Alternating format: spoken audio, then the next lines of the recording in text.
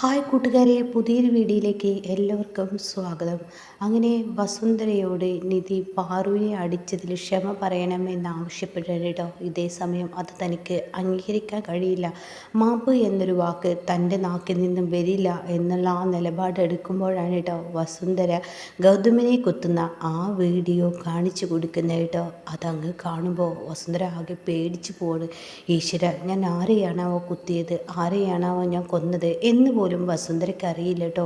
അങ്ങനെ ഇതെല്ലാം കണ്ട് ഗൗതം നിൽക്കുന്നുണ്ട്. ഇതേ സമയം നിധി പറയുന്നുണ്ട്, നിങ്ങൾ എന്നെ 7 വർഷം കഠിന തടവ് തരാൻ ഉദ്ദേശിച്ചെങ്കിൽ നിങ്ങൾക്ക് ഞാൻ തരാൻ പോകുന്നത് കൊലക്കയറാണെന്ന് പറയണം കേട്ടോ. ഈ സമയം വസുന്ധരയുടെ ഉള്ളിലൂടെ പലതും കടന്നു പോകും. വസുന്ധര ഒരു നിമിഷത്തേക്ക് വസുന്ധര ചിന്തിച്ചു പോവാണ്, ഈശ്വര, പോലീസ് വിലങ്ങ് ഇതൊക്കെ തനിക്ക് അംഗീകരിക്കാൻ പറ്റുന്നില്ല. തന്നെ വലിച്ചഴിച്ച് പോലീസ് ജീപ്പിലോട്ട് കൊണ്ടുപോകുന്നത് ഈശ്വര, അതൊന്ന് എനിക്ക് അംഗീകരിക്കാനേ കഴിയുന്നില്ല. എൻ്റെ കാതിലൂടെ അത് മുഴങ്ങുന്നു, കാണുന്നു എന്നൊക്കെ ഇങ്ങനെ വസുന്ധര ചിന്തിച്ചു പോകുന്നുണ്ട്. ഈശ്വര എന്ന് പറയുമ്പോൾ, എന്താ നിങ്ങൾ എന്ത് തീരുമാനിച്ചു? 10 മിനിറ്റ് എന്ന സമയമുണ്ടെങ്കിൽ ഈ 10 മിനിറ്റിനുള്ളിൽ നിങ്ങൾ എൻ്റെ അമ്മ പാറുവിനോട് ക്ഷമ പറയുന്ന വീഡിയോ എൻ്റെ മൊബൈലിലേക്ക് എത്തിയിരിക്കണമെന്ന് പറയട്ടോ. ഇതേ സമയം വസുന്ധര, ശരി ശരി നിധി, നീ ദയവ് ചെയ്ത് എന്നല്ല, ഇത് ഞാൻ ഗൗതമിനെയോ ഗൗതം അത് കാണിച്ചു കഴിഞ്ഞാൽ തീർച്ചയായും പോലീസിനെയോ ആരെങ്കിലൊക്കെ കാണിച്ച് നിങ്ങളെ എന്തായാലും വിലങ്ങടിക്കാൻ ഞാൻ മടിക്കില്ല. അത്രയും മടുത്തു നിങ്ങൾ ക്രൂരതകൾ മാത്രം ചെയ്ത്. ഞാൻ നിങ്ങൾക്ക് ഒരു തെറ്റും ചെയ്തിട്ട്, പക്ഷേ നിങ്ങൾക്ക് എന്നോട് വൈരാഗ്യമല്ലേ? എന്തിനു വേണ്ടി, എന്താണ് ഞാൻ നിങ്ങളോട് ചെയ്ത തെറ്റ് എന്ന് പറയുന്നുണ്ട് കേട്ടോ. ആ സമയം ഗൗതം ഇതെല്ലാം കേട്ട് കണ്ടു നിൽക്കുന്നുണ്ട്. അങ്ങനെ ഗൗതം മറഞ്ഞു നിൽക്കണം. പക്ഷേ അതും വസുന്ധരയ്ക്ക് അറിയില്ല കേട്ടോ. അങ്ങനെ വസുന്ധരയോട് പറയാണ്, 10 മിനിറ്റ് എന്നുണ്ടെങ്കിൽ നിങ്ങൾ ആ 10 മിനിറ്റിനുള്ളിൽ ആ വീഡിയോ, എൻ്റെ പാറുവിനോട് നിങ്ങൾ ക്ഷമ പറയുന്ന വീഡിയോ അത് അയച്ചിട്ടില്ലെങ്കിൽ പിന്നീട് പറയാനില്ല എന്ന് പറയുമ്പോഴേക്കും വസുന്ധര അങ്ങ് മാലപ്പടക്കത്തിന് തീ കൊളുത്തിയതുപോലെ ഓടാൻ ശ്രമിക്കുന്നു കേട്ടോ. പക്ഷേ തന്നെ അവിടെ നിധി പിറകിൽ നിന്ന് വിളിക്കുക, ഒന്നവിടെ നിന്ന് അത് കേൾക്കുന്ന എന്താ എന്താ എന്നിങ്ങനെ വസുന്ധര ചോദിച്ച ഉടൻ തന്നെ പറയാം. ചോദിച്ച ഉടൻ തന്നെ വസുന്ധരയുടെ കരണക്കുറ്റി നോക്കി ഒന്നങ്ങ് തലങ്ങും വിലങ്ങും നിധി കൊടുക്കുന്നുണ്ട്. ഇത് കാണുന്ന ഗൗതം പോലും ഞെട്ടിപ്പോവാണ്. അങ്ങനെ ഓരോ അടിയുടെയും കാരണം പറയുന്നുണ്ട്. ഒന്ന്, എൻ്റെ അമ്മയെ വലിച്ചഴിച്ച് റൂമിൽ കൊണ്ടുപോയിട്ട് എൻ്റെ അമ്മയുടെ നെറ്റിയിൽ നിന്ന് ചോര വീണതിന് ഇതൊക്കെ നിങ്ങൾക്ക് ആവശ്യമാണ്, ഇനി ആവർത്തിക്കാതിരിക്കാനും എന്ന് പറഞ്ഞ് വസുന്ധരയെ അവിടെ നിന്ന് പറഞ്ഞു വിടണം കേട്ടോ. പിന്നീടാണെങ്കിലോ വസുന്ധര നേരെ പോകുന്നത് ഈശ്വരമംഗലത്തോട്ടാണ്. അവിടെ ചെല്ലുമ്പോൾ പ്രണവും ഈ പറയുന്ന ശിവാനിയും പാറുവൊക്കെ ഇരിക്കുന്നുണ്ട് കേട്ടോ.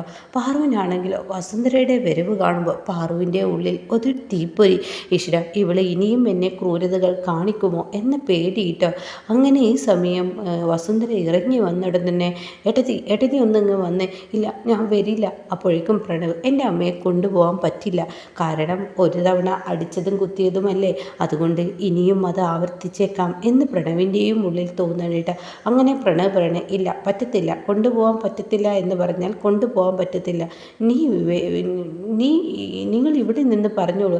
അത് കേൾക്കുന്ന എൻ്റെ ആൻറ്റി, എൻ്റെ ഏട്ടത്തി, നിങ്ങളൊന്ന് വരൂ ഏട്ടത്തി, പ്ലീസ് ഏട്ടത്തി, ഞാൻ നിങ്ങളെ അടിക്കാനല്ല, ഞാൻ നിങ്ങൾക്കൊരു കാര്യം പറയാനാണ്. അത് കേൾക്കുന്ന പ്രണവ് പേടിയുണ്ട് കേട്ടോ. അപ്പോൾ പാറുവാണെങ്കിൽ, പ്രണവ് മോനെ, എനിക്ക് പേടിയാവുന്നു മോനെ. വസു, എന്തിനാണ് നീ എന്നെ ദ്രോഹിക്കുന്നത്? ഇല്ല, ഞാൻ നിങ്ങളെ അടിക്കാനല്ല എന്നും പറഞ്ഞ് കൈകൾ പിടിച്ചു വലിച്ച് നേരെ പോകുന്നത് പൂജാമുറിയിലോട്ടാണ് കേട്ടോ. ഇതൊക്കെ കാണുന്ന ശിവാനി, ഇനിയും അടിക്കാനാണ് ആ കൊണ്ടുപോകുന്നത്, ഇവരെ റൂമിനുള്ളിൽ പൂട്ടാനാണ് ആ കൊണ്ടുപോകുന്നത് എന്ന നിലപാട് നിൽക്കുമ്പോൾ ഉടൻ തന്നെ പ്രണവ് അവിടെ നിന്നും ഓടിപ്പോയിട്ട് പിറകെ ശിവാനിയും ചെല്ലാണ്. അങ്ങനെ വിട്ടാൽ പറ്റത്തില്ലല്ലോ, അതുകൊണ്ട് താൻ പോയേ പറ്റുള്ളൂ എന്ന് ശിവാനിക്കും തോന്നിത്തുടങ്ങുകയാണ്. അങ്ങനെ ശിവാനിയും ആ കാഴ്ച കാണാൻ, ആ രസകരമായ കാഴ്ച, പാറുവിനെ തല്ലി ചതച്ച് ഇഞ്ചാക്കുന്ന ആ കാഴ്ച, അത് തൻ്റെ കൺമുന്നിൽ കാണാമല്ലോ. അങ്ങനെ അത് കാണാൻ വേണ്ടി ഓടിച്ചെല്ലുമ്പോൾ ശിവാനിയെ പോലും അത്ഭുതപ്പെടുത്തി പോവാണ്.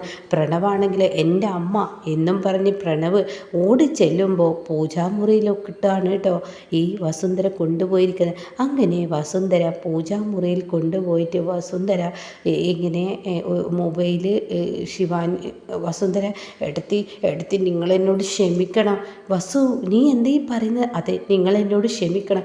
അപ്പോഴേക്കും ശിവാനി അവിടെ എത്തിയിട്ടോ. എന്താ നിങ്ങൾ ഈ കാണിക്കുന്നത്? എന്താ വസുന്ധര ആൻറ്റി നിങ്ങൾക്ക് പറ്റിയത്?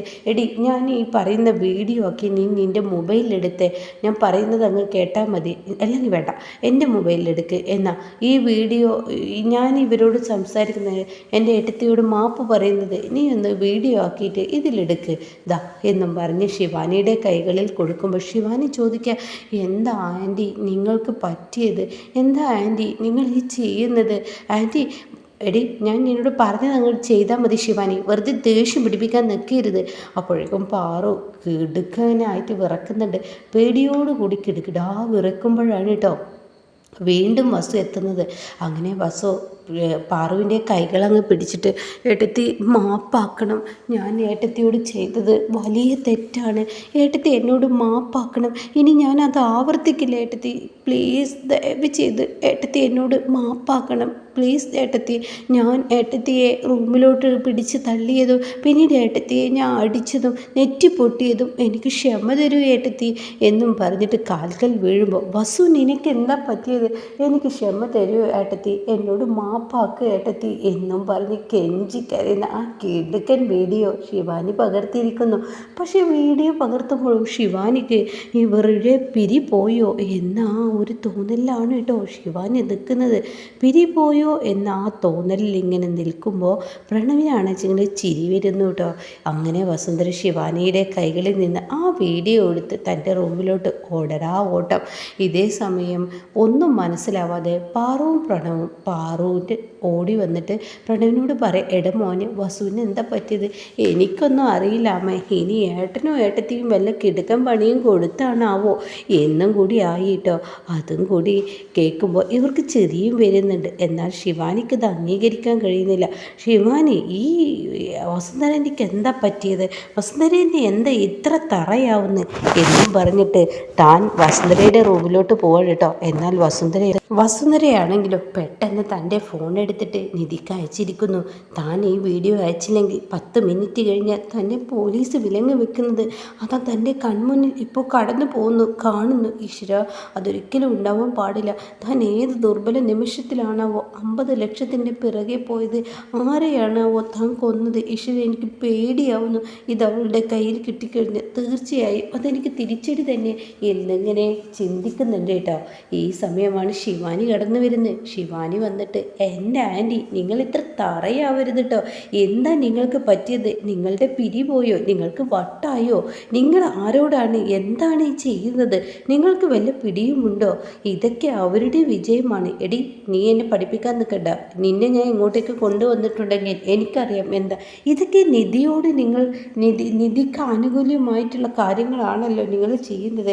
എന്തായാലും ഇപ്പോൾ ആ പാറു ആൻറ്റി ഇതൊക്കെ വിളിച്ച് നിധിയോട് പറയും. പിന്നീട് എൻ്റെ ആൻറ്റിക്ക് ആരെയും ഫേസ് ചെയ്യാൻ കഴിയില്ല. ആൻറ്റി ഒന്ന് ചിന്തിച്ച് നോക്ക് എന്നൊക്കെ പറയുമ്പോൾ, എടി നീ ഒന്ന് മിണ്ടാതിരുന്നോ? ആ നിധിയെ എങ്ങനെ ഒതുക്കണമെന്ന് എനിക്ക് നന്നായി അറിയാം. നീ എന്നെ പഠിപ്പിക്കണ്ട. ഇതൊക്കെ അതിൻ്റെ ഒരു ഡോസാണെന്ന് കൂട്ടിക്കോ. ഇതൊക്കെ അതിൻ്റെ മുന്നോടിയാണ് എന്നും പറയുമ്പോൾ ശിവാനി ഇവരെന്തൊക്കെയാണ് പറയുന്നത് ഒന്നും തന്നെ മനസ്സിലാവുന്നില്ലല്ലോ എന്ന് ശിവാനി ചിന്തിക്കുന്നു കേട്ടോ. പക്ഷേ ഇപ്പുറത്ത് ഗൗതമും നിധിയും കൂടി ആ വീഡിയോ കാണാൻ കൺകുളിർക്കെ എന്തൊരു സുന്ദരമായ കാഴ്ച, എന്തൊരു കാഴ്ച! താൻ ആഗ്രഹിച്ച ആ കാഴ്ച തൻ്റെ അമ്മയോട് മാപ്പ് പറയുന്നത് കാണുമ്പോൾ അവർക്ക് 2 പേർക്കും സന്തോഷം കൊണ്ട് തുള്ളലിട്ട. അങ്ങനെ ഇരിക്കുകയാണ് ഇനി വസുന്ധരയ്ക്ക് വിളിക്കുന്നത് ഈശ്വരമംഗലത്തോട്ടുള്ള ഡോറ് തുറക്കാനായിട്ടോ. അപ്പോൾ എന്തായാലും അതും വിജയിക്കുകയാണ്. ഇനി വസുന്ധര ഈശ്വരമംഗലത്തെ വേലക്കാരിയാക്കി മാറ്റും കേട്ടോ നിധി. അപ്പം നല്ല കുറച്ച് എപ്പിസോഡുകൾ നല്ല അടിപൊളി എപ്പിസോഡാണ്. അത് കഴിഞ്ഞാലാണ് ശിവാനിയുടെ കയറിപ്പ് നാടകം യഥാർത്ഥമായും പൊളിഞ്ഞു വീഴുന്നത് കേട്ടോ. സ്വപ്നവും ഒന്നുമല്ല ഇനി വരുന്നത്. പ്രണവ് ശിവാനിയുടെ ഗർഭിണിയല്ലെന്ന് സത്യം തിരിച്ചറിയുമ്പോൾ ആ വീട്ടിൽ നിന്ന് വലിച്ചഴച്ച് പുറത്തോട്ട് കളയുക തന്നെ ചെയ്യൂ കേട്ടോ.